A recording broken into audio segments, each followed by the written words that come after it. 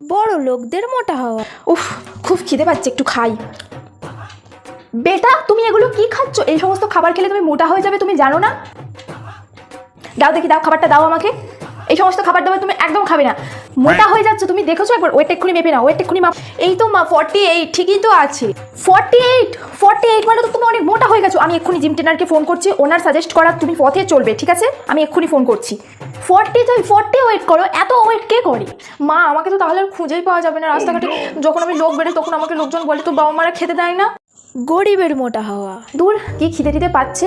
আর ওই রাজুটা আমাকে সবসময় মুটকি খাসি সবসময় আমাকে বলে আমি খাওয়া দাওয়াই ছেড়ে দেবো। ভালো লাগে না, খাবো না, আর কিছুই খাবো না।